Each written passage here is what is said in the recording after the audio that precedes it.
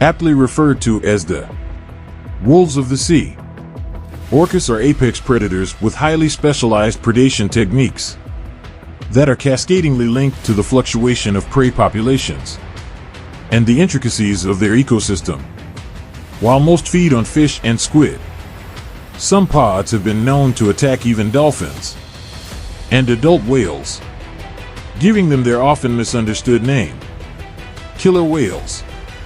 Orcas are social animals, with populations composed of matriarchal pods. Being a cosmopolitan species, they can be found in all of the world's oceans and a variety of marine ecosystems. Their preeminence in the aquatic food chain can be attributed to their highly sophisticated and refined hunting strategies. However, like most animal species, orcas have adapted themselves to their environmental specifications, and these adaptations are passed across generations. One such manifestation of this animal culture is the development of the intentional stranding hunting technique in select pods of orcas in the southern Indian and Atlantic Oceans. Orca calves have learned the intentional stranding hunting technique through the physical and biological dynamics of their pod, the reason for which we often refer to them as killer whales. The rarity of orca beachings, the passing down of this trait from one generation to the other, and its association with mass cetacean strandings and orca speciation can be explained by this wondrous phenomenon. Killer whales in the Valdez Peninsula, Argentina, and the Crozet Islands in the Indian Ocean are famous for intentionally stranding themselves in their pursuit of seals and sea lions. The pursuing whales exploit the thrust of the waves, supplemented by their own momentum, to lunge at perplexed seals sunbathing on the gravel beaches. They then thrash their bodies and wait for the next wave to carry them back into deeper water. This behavior was first observed in the 1970s in Argentina, and then hundreds of times more within the same pod, suggesting the passing down of an intellectual heirloom from one generation of orcas to the other. It is this fact that, perhaps, begs the question: how do orca calves develop the intentional stranding hunting technique? Three significant factors contribute towards the development of the intentional stranding hunting technique in killer whale calves: high parental investment in the teaching-learning process, low reproduction rates among the Crozet Islands and Valdez Peninsula females as compared to those in other locations, and the social transfer of skills through alloparental apprenticeship.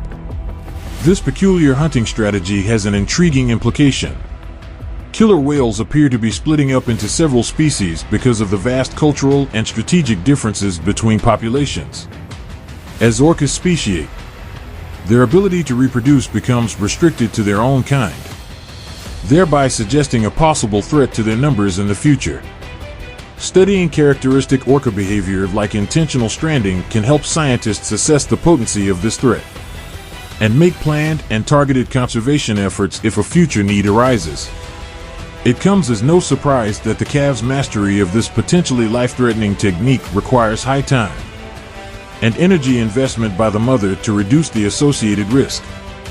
At the Crozet Archipelago, juvenile orcas first independently experimented with intentional stranding at the age of 4 or 5.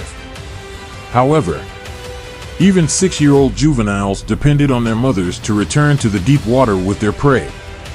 Often, calves accidentally beach themselves ashore and struggle under their body weight.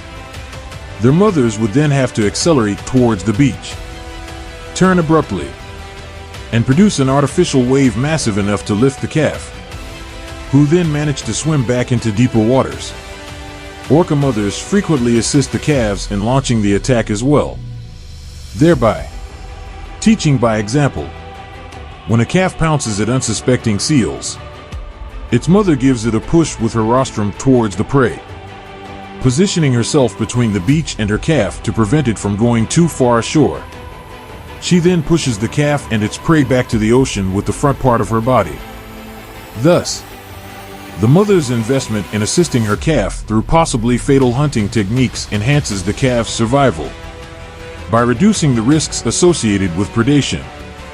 The development of adaptation skills in any species is an evolutionary process spanning millions of years and decades of research. A few interesting questions that deserve to be answered also arise.